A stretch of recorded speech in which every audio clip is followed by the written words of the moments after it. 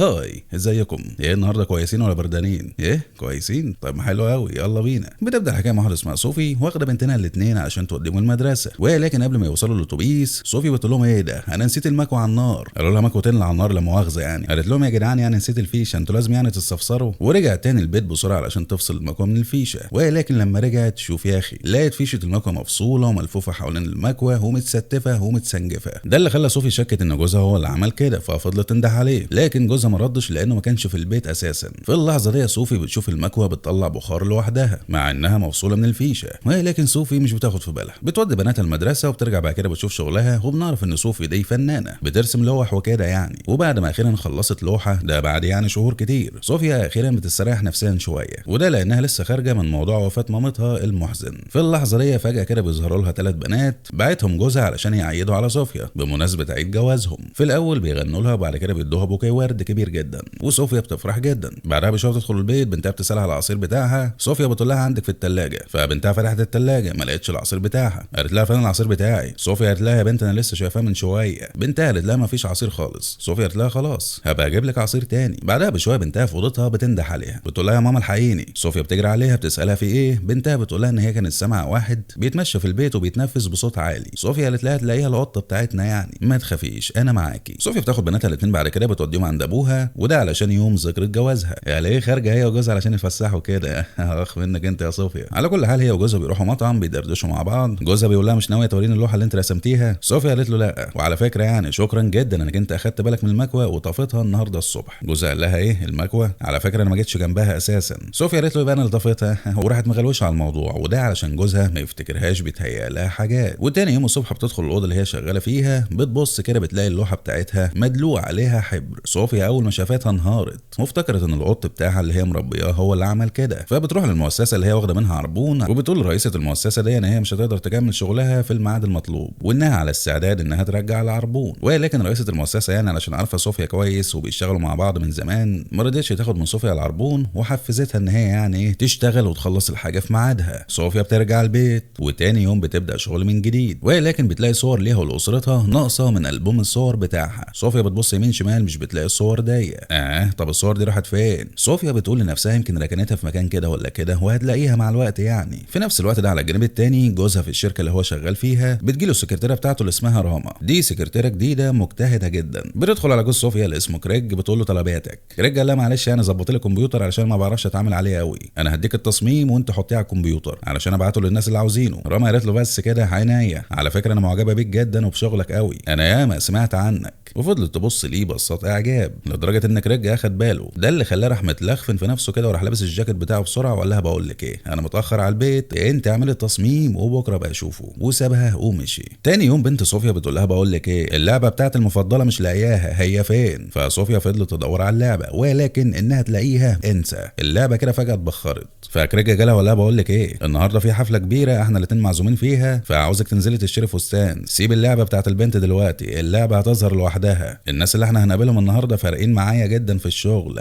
صوفيا قالت له ماشي، وراحت علشان تشتري فستان، واشترت فستان لونه احمر كده حلو قوي. وبالليل كريج بياخدها وبيروحوا الحفله. صوفيا بتتفاجئ بايه اول ما بتشوف راما السكرتيره بتاعت كريج، بتلاقيها لابسه فستان طبق الاصل من الفستان اللي هي لابساه. راما بتروح تسلم على صوفيا وبترحب بيها جدا وبتقول لها بقول لك ايه علشان الاحراج اللي احنا فيه ده انا هغير الفستان بتاعي. وعلى طول بتغير الفستان وبتنزل تقعد مع صوفيا، وطول الوقت لازقه لها، وبتعرفهم على جوزها وبتقول لها ان هي مخلفه بنت. وبتاخد صوفيا بعد كده وبيقعدوا في مكان بعيد لوحدهم. راما في الوقت ده بتفتح لصوفيا قلبها وبتقول لها ان هي اساسا متربيه في ملجأ ايتام، وانها لغايه دلوقتي ما تعرفش مين هي مامتها الحقيقيه. كمان صديقتها المقربه منها جدا المتربيه معاها في ملجأ الايتام اتوفت في حادثه زمان في الملجأ، لان الملجأ زمان اتحرق، فصديقتها الوحيده القريبه منها توفت. وراما كانت عماله بتبكي على صديقتها. صوفيا قالت الليله المنيله في 60 نيله دي، ومين الولايه اللي انا قاعده معاها دي اساسا؟ فقالت راما بقول لك ايه يا حبيبتي ما تيجي نرجع الحفله علشان ننبسط شويه. الله يعينك يا كريج يا اخويا، يلا يا ماما يلا يا حبيبتي. قال انت يا راما صحيح كام جيجا؟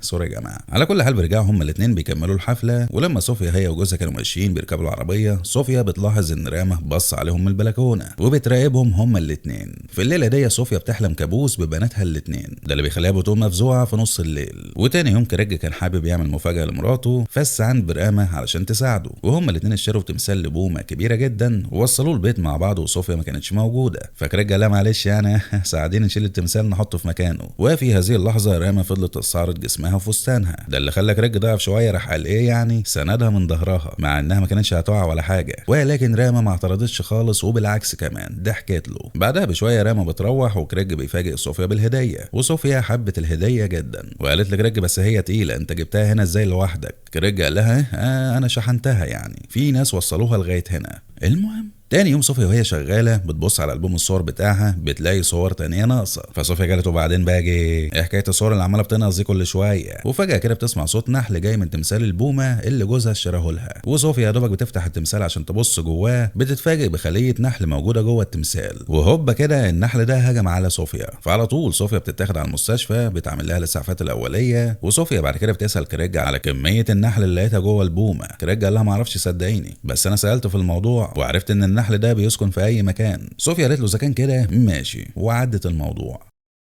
تاني يوم بتيجي لصوفيا جارتها بتقول لها هي العربيه دي عربيتك؟ صوفيا قالت لها لا. فجارتها قالت لها ازاي ده انا شفتك نازله منها امبارح ودخلت بيتك كمان. صوفيا قالت لها ايه انا امبارح كنت في المستشفى اساسا والعربيه دي مش عربيتي. جارتها قالت لها ازاي ده انت حتى كنت لابسه الفستان بتاعك المفضل اللي هو المشجر ده. صوفيا قالت لها بقول لك كنت في المستشفى ودي مش عربيتي. جارتها قالت لها يمكن، مع ان متاكده ان انا شفتك داخله بيتك بالفستان المشجر بتاعك. ده اللي خلى صوفيا شكت في الموضوع، فبسرعه راحت على دولابها وبصت على الفستان المشجر بتاعها، ولكن صوفيا ما لقيتش الفستان. صوفيا قالت لا بقى الموضوع ده ما تسكتش عليه، مين اللي بيدخل بيتي؟ فهوبا كده راحت مغيره كل كوالين البيت. فجوزها سألها انت ليه غيرت الكوالين؟ صوفيا قالت له انا شاك ان في حد بيدخل بيتي، وجارتي النهارده اكدت لي الموضوع ده لان في حاجات كتير بتختفي من البيت، احنا لازم نبلغ البوليس. جوزها قال لها نبلغ البوليس في ايه؟ هنقول لهم لعبه بنتنا اختفت مثلا مش لاقيينها، او الفستان المشجر بتاعك؟ انت بتقول ايه يا صوفيا؟ ما تعالي الكلام. وبعدين يا ست لو انت شاكه ان في حد بيدخل البيت اديك اهو غيرت الكوالين، فكده خلاص انت بقيتي في امان. صوفيا قالت له ماشي اوكي، والليله دي بتعدي. تاني يوم الصبح رامه بتيجي لصوفيا، قال ايه يعني علشان تطمن عليها من موضوع النحل ده، وقالت لصوفيا بقول لك ايه انا هعمل لنا 2 شاي. ورامه على طول دخلت على المطبخ، فصوفيا جريت عليها بسرعه وقالت لها استريحي انت انا اللي هعمله. وقال ايه فتحت برطمان الشاي والبرطمان كان فيه شاي، ولكن صوفيا قالت لرامه مفيش شاي. رامه قالت لها خلاص اشرب قهوه. صوفيا قالت لها لا انا هجيب شاي من جارتنا. وبسرعه سابت رامه وراحت على جارتها، فضلت تخبط عليها علشان تجيبها وتتعرف اذا كانت هي دي الست اللي شافتها داخله بيتها وهي مش موجوده، ولكن ان جارتها دي ترد مفيش، عندها 80 سنه بقى ومش سامعه اي حاجه. في اللحظه دي صوفيا بتلاقي رامه وراها وبتقول لها بقول لك ايه معلش انا جالي تليفون تبع الشغل ولازم امشي دلوقتي. وعلى طول سابتها وجريت وركبت عربيتها ومشيت. صوفيا بتستنى جوزها لما بيرجع بالليل وبتقول له بقول لك ايه انا شاكه ان رامه هي اللي بتدخل بيتنا وانا مش موجوده. جوزها قال لها ايه اللي بتقوليه ده؟ صوفيا قالت له ايوه النهارده جات لي ودخلت البيت وجريت على المطبخ على طول، وكان باين عليها جدا انها عارفه مكان المطبخ فين. مش بس كده كمان كانت لابسه فستان مشجر شبه الفستان بتاعي اللي ضاع، نفس الستايل. كرجع لها يا ست ده كلها تهيؤات، رامه ليها تيجي تقتحم البيت بتاعنا واحنا مش قاعدين. صوفيا قالت له مش عارفه بس انا مش مستريحه عليها خالص. كرج في اللحظه دي قال لها على فكره يعني بالنسبه لموضوع ان صوفيا عارفه مكان المطبخ، فهي كانت جت معايا في مره قبل كده في اليوم اللي جبت لك فيه البومه، هي اللي ساعدتني وجبنا البومه هنا. انا عارف ان انا كدبت عليكي وبعتذر لك على الكدبه دي. صوفيا قالت له نعم يا اخويا بتعتذر؟ بقى انت جيت انت ورامه هنا لوحدكم وما فكرتش تقول لي وكمان خبيت عليا؟ ويا ترى كانت لابسه الفستان المشجر برضه ساعتها ولا ايه؟ قال لها لا كانت لابسه فستان تاني خالص، حتى الفستان اللي كانت لابساه كان ظهره عريان. بقول لك ايه يا كرج ما تسكت احسن، ده انت متآمر على نفسك يا جدع. طبعا صوفيا اول ما سمعت الكلمتين دول عرفت اللي فيها ان جوزها كان مفصل رامه حته حته، وقالت له بقول لك ايه امشي من وشي دلوقتي غور اطلع بره. وفي نفس الليله دي برضه صوفيا بتحلم كابوس ببناتها مره تانية، فعلى طول لما بتصحى من النوم بتبص على بناتها اول حاجه بتطمن عليهم ان هم كويسين، وبتنزل بعد كده بتروح الاوضه اللي هي بتشتغل فيها. بتتفاجئ ان الاوضه دي مفتوحه، فبتصحي جوزها بتقول له خلي بالك في حد في البيت. جوزها بينزل بيبص في البيت حته حته وفي الاوضه بتاعتها مش بيلاقي اي حاجه، فقال لها غالبا يا صوفيا انت اللي نسيت الباب مفتوح. صوفيا قالت له لا انا متاكده اني قفلته. كرجع قال انت مش لسه مغيره الكوالين، مين بقى يعرف يفتح البيبان دي؟ صوفيا قالت له مش عارفه، ممكن تكون رامه عملت نسخه على المفاتيح بتاعتك من وراك. كرجع قال لها لا لا لا انت كده بقى خيالك جامح، ايه اللي انت بتقوليه ده؟ وسابها ورجع نام. صوفيا بعد كده بتبص على البوم الصور بتلاقي صور كتيره جدا تانية نقصت،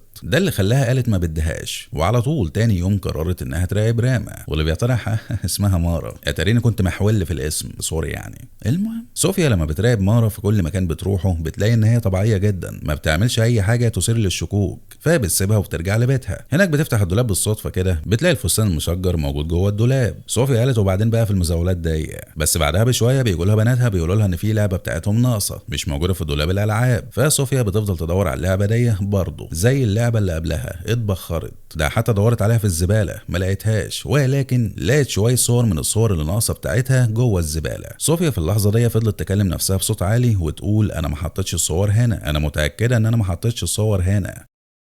تاني يوم بتكمل مراقبتها لمارا، بتستناها تخرج من البيت وبتدخل هي بيتها. بتفضل تفتش فيه يمين شمال، مش بتلاقي اي حاجه مريبه ولا بتلاقي اي دليل ان مارا بتقتحم بيتها. ولكن من حظها المنيل صوفيا بتتفاجئ بمارا داخله عليها في المكان اللي هي فيه، فمارا على طول بتعمل لها قضيه. فصوفيا قدام القاضي حاولت تدافع عن نفسها وقالت للقاضي عن الحاجات اللي بتحصل معاها، زي مثلا العاب بناتها اللي بتختفي، وكمان الفستان بتاعها اللي اختفى ورجع تاني، والنحل اللي كان في التمثال، وكل الحاجات دي. القاضي قال لها دي حاجات كلها عاديه يعني بتحصل معانا كلنا، ده انا بيتي اساسا بيدخل له نحل كتير. بقول لك ايه يا صوفيا، من هنا ورايح هتبقى المسافه بينك وبين مارا مش اقل من 500 متر، وتتجنبي اي مكان تكوني عارفه ان مارا هتكون موجوده فيه، والا لو قربت منها تاني هتتسجني. جوزها بياخدها بعد كده ويرجع البيت وبيقول لها ايه اللي انت هببتيه ده، انت خليتي شكلي زي الزفت، في ايه مالك، انت فاكره نفسك محور الكون، ايه اللي هيخلي الناس كلها تراقبك وتغير منك ويسيبوا شغلهم وحياتهم علشان يفضلك انت. بقول لك ايه يا صوفيا، تبعدي عن مارا دي نهائيا. صوفيا قالت له خلاص عاوزني ابعد عنها، ارفدها. كريج قال لها ايه، لا طبعا مش هرفدها، انا محتاجها جدا في الشغل عندي، ثم هي ما عملتش حاجه غلط علشان ارفدها. وبسرعه كده راح سايب صوفيا ومشي. صوفيا بعدها بشويه بتدي الدواء لبنتها لان بنتها كانت عيانه. في الوقت ده دخلت اختها الكبيره وقالت لصوفيا ايه، ما انت لسه مديهولها من 10 دقايق. صوفيا قالت ايه ايه، وبسرعه ندهت على جوزها علشان يساعدها في الموضوع. فجوزها قال لها اهدي، الموضوع بسيط، احنا هنخليها ترجع الدواء ده وهتبقى كويسه والموضوع بيعدي على خير. ولكن صوفيا بتلوم نفسها على اللي هي عملته، ازاي يعني تنسى وتدي بنتها الدواء مرتين في 10 دقايق. وبدات تحس كده ان هي فعلا بيتهيأ لها الحاجات اللي بتحصل لها. وفي نفس اليوم ده بالليل جوزها بيجي لها وبيقول لها بقول لك ايه، في واحد صديقي الكوخ بتاعه فاضي، فانا استاذنت منه واخدت منه المفتاح علشان تروح انت هناك تقعدي شويه لوحدك كده تريحي اعصابك، وهو بالمره تقدري تخلصي شغلك اللي وراكي. صوفيا قالت له اوكي. ولكن بالليل وهي في الكوخ كده بتتصل بجوزها علشان تطمن على البنات يعني وكده. ومين اللي رد عليها؟ مارا. صوفيا قالت ايه انت بتعملي ايه عندك، وعلى طول جريت على البيت علشان تمسكهم متلبسين. ولكن على بال ما هي وصلت مارا كانت مشيت. فصوفيا راحت متخانقه مع كريج وقالت له ايه انت ما صدقت ان انا مشيت علشان تعيش حياتك وبتعمل كده وبناتنا موجودين معاك، انت ايه يالا فجرت يالا ولا ايه؟ كريج قال لها يا ست ما فيش حاجه، ده كان في شويه شغل لازم يتعملوا من بالليل فهي جت لي علشان تساعدني فيهم، ويا دوب خلصت الشغل معايا ومشيت. قالت له ايوه شغل، ما هو الشغل انواع برضه سيادتك. كريج قال لها لا لا لا لا انت بقيتي لا تطاقي، انت كل مدى يا صوفيا عماله بتزوديها وانا مستحملك طول الفتره اللي فاتت. وراح واخد بناته وماشي. صوفيا بعد كده بتغير الكوالين للمره الثانيه، وبعدها بشويه والدها بيجي بياخدها وبيروح على الشاطئ، وده علشان يعني يروق اعصابها شويه. وهم قاعدين بتتفتح سيره لبنت كده صوفيا كانت خلفتها قبل ما تتجوز كريج، خلفتها تقريبا كده من اكتر من 20 سنه. ولكن في الوقت ده صوفيا كانت لسه صغيره فما كانتش قادره على رعايه البنت دي، ده اللي خلاها سابتها لواحده ثانيه اتبنتها علشان تربيها. ابوها سالها مين ابو البنت دي، صوفيا قالت له مش فاكره، في الليله دي انا كنت شاربه كتير وقضيت الليله دي مع واحد انا مش فاكره حتى اسمه. ولكن كان واضح على صوفيا انها نفسها تشوف بنتها اللي خلفتها، لانها من ساعه ما اديتها للست دي ما شافتهاش تاني ولا حتى تعرف مكانها. على كل حال بعد كده صوفيا بترجع البيت مش بتلاقي القط بتاعها في البيت، فبتفضل تنده عليه يمين شمال مش بتلاقيه. ده اللي خلاها برضه شكت في ام مارا وقالت ما فيش حد غيرها خد القطه، وعلى طول لا بيهمها امر محكمه ولا اي حاجه، وبتروح للمره التانيه على بيت مارا وهي مش موجوده. ولكن المره دي لما بتقتحم البيت جهاز الانذار بيشتغل، ده اللي بيخلي صوفيا ما كانتش عارفه تستخبى فين، فبتنزل بتستخبى في البدروم. في الوقت ده للمره الثانيه مارا بتيجي البيت بتفتش البيت حته حته وبتنزل البدروم. ولكن صوفيا كانت مستخبيه ورا شويه حاجات في البدروم فمارا ما شافتهاش. في اللحظه دي صوفيا بتلاقي القطه بتاعتها هناك، اما مارا فبتخرج تاني من البدروم وبتقفل الترباس بتاع البدروم، فبالتالي صوفيا اتحبست جوه. في الوقت ده صوفيا بتفضل تفتش في البدروم وبتلاقي ايه؟ الالعاب بتاعت بناتها اللي ضايعه. مش بس كده، كمان بتلاقي كل الصور اللي كانت ضايعه من البوم الصور بتاعها. مش بس كده، كمان كل الصور اللي هي فيها مع بناتها او مع جوزها مارا مقطعه وشها من الصوره. وفي نفس هذا التوقيت على الجانب التاني مارا بترجع الشغل، فبتتكلم شويه مع كريج وبتقول له ابسط يا عم، التصميم بتاعك نجح جدا وانت هتترقى في الشركه. وهوبا كده فضلت تغوي فيه، وكريج ما خدش في ايديها غلوه. في ظرف دقيقه واحده كانوا هما الاتنين بيصفروا في بق بعض. اما صوفيا على الجانب التاني فبتلاقي ورق مهم جدا، ورق كتير كده بيفيد يعني من الاخر ان مارا دي تبقى بنتها اللي خلفتها من سنين كتير. ايوه زي ما انتوا سمعتوا كده. بنرجع تاني للاخ كريج المتدهول، بيجي له تليفون من المدرسه ان بناته قاعدين في الحوش ومحدش راح اخدهم. فكريج قال يوه نسيت، كان المفروض اروح اجيبهم. الله يخرب بيتك يا مارا. مارا قالت له لا خليك انت علشان الاجتماع المهم اللي وراك، انا هروح اخدهم وهروح بيهم على البيت وانت خلص الاجتماع وتعالى لي. كريج لا صدقني مش عارف اودي جمايلك فين، مطرياها عليا من كل ناحيه. على كل حال مارا بتروح بتاخد البنات، بتاخدهم عندها في البيت، واتاريها ايه؟ عارفه ان صوفيا عندها في البدروم. اتاريها كانت شايفاها اساسا من الاول، لانها يا دوبك بتروح البيت بتشغل اغاني بصوت عالي وبتنزل لصوفيا في البدروم علشان تختلي بيها. بتقول لها ايه يا صوفيا، انا شايف انك انت دخلت بيتي مره تانية مع ان في حكم عليك اساسا، انا ممكن بمكالمه واحده ادخلك السجن دلوقتي. صوفيا قالت لها انت شاطره جدا، اللي انت بتعمليه ده محدش كان يتوقعه، محدش عارفه غير انا، وانت كنت قصده ان انا اعرفه علشان ابان مجنونه قدام جوزي وقدام البنات وقدام الناس كلها، وانت بعد كده تقش كله. فكره جامده يا مارا، ده انا يا شيخ اقتنعت ان انا مجنونه. وقالت لها بعد كده انا عارفه انت بتعملي كده ليه، انت بتعملي كده انتقاما مني علشان انا سبتك زمان وما سالتش فيكي، فراجع دلوقتي علشان تاخدي حقك مني وتدمري حياتي. صوفيا قالت لمارا انا متفهمه لده كله، بس يا مارا انا ما كنتش اعرف مكانك فين اساسا، انا كنت بدور عليكي، وانا شايفه انك انت اهو ناجحه جدا في حياتك ومتجوزه ومخلفه وعايشه حياه سعيده، فخلاص يا مارا اللي بتعمليه ده كله ملوش لازمه. مارا قالت لها ايه حياه سعيده ومخلفه كمان؟ على فكره دي مش بنتي، دي بنت جوزي انا يا صوفيا يا اختي كدابه زيك، ما هو معروفه يعني ايه اللي بالقدر على امها تطلع البنت اللي قدرتها باين. وهوبا كده مارا رزعتها قلم واتجننت وولعت في المكان. صوفيا بتحاول تهرب من المكان لكن مارا ما ادتلهاش فرصه، وبعد ضرب كتير وخناقه كبيره صوفيا سيطرت على الموقف، لكن لما شافت ان مارا هتتحرق مع الحريقه صوفيا ما سابتهاش وساعدتها وخرجتها من المكان. في اللحظه دي كريج بيوصل للمكان وبيخرجوهم كلهم بره البيت، ولما بيروحوا المستشفى كريج بيشوف الورق اللي صوفيا لقيته اللي بيفيد ان صوفيا تبقى ام مارا. فكريج بيستنى لغايه تاني يوم لما صوفيا بتفوق وبيعتذر لها عن كل اللي عمله وعن كل شكوكه، وانه يعني ما صدقهاش. صوفيا قالت له ولا يهمك، انا عارفه كل حاجه وفاهمه كل اللي حصل وانت مالكش ذنب. كريج قال لها لا في حاجه تاني، حاجه كده حصلت بيننا انا ومارا. صوفيا قالت له اللي حصل في الماضي خلاص بقى في الماضي، انا مش عاوز اعرف اي حاجه وهنكمل حياتنا على كده. ده خلى صوفيا كبرت جدا في نظر كريج. وبعد اليوم ده بشويه مش كتير صوفيا بتروح تزور مارا اللي كانت اصابتها اكتر من صوفيا بكتير. صوفيا بتتكلم معاها وبتقول لها ان هي عاوزه تبدا معاها صفحه جديده وانها تسامحها على كل اللي فات، وانها كمان من اليوم ده مش هتسيبها تاني. مارا قالت لها تحلفي في حياتك انك انت مش هتسيبيني تاني؟ صوفيا قالت لها احلف لك بحياتي ان انا مش هسيبك تاني. وبعد كده حضنت مارا. ومارا بعد كده لما بتخف وبترجع البيت بنلاقيها ماسكه شويه صور بتقص فيهم، فجوزها بيدخل عليها بيقول لها انت كويسه الدنيا تمام؟ مارا قالت له زي الفل. وبيطلع الصور اللي هي بتقص فيها دي صور مين؟ صور بنات صوفيا، بتشيل بناتها من الصوره وبتحط نفسها مكانهم. مش بس كده، خدوا التقيله. في اللحظه دي بنرجع فلاش باك لمارا لما كانت لسه في دار الايتام، وبيتضح ان صديقه مارا اللي ماتت في الحريقه دي تبقى بنت صوفيا الحقيقيه، مش مارا هي اللي بنتها، انما بنت صوفيا الحقيقيه هي اللي ماتت في الحريقه، ومارا منتحله شخصيتها. ولغايه هنا الحكايه بتنتهي. لو انت اول مره تسمعني مش مشترك في القناه فيا ريت تشترك وتفعل الجرس علشان يجيلك اشعار بكل فيديو جديد بينزل. جنب كلمه مشترك هتلاقي علامه الجرس، دوس عليها واختار الكل او اول. مستنيكم ان شاء الله الفيديو اللي جاي. سامي زازا.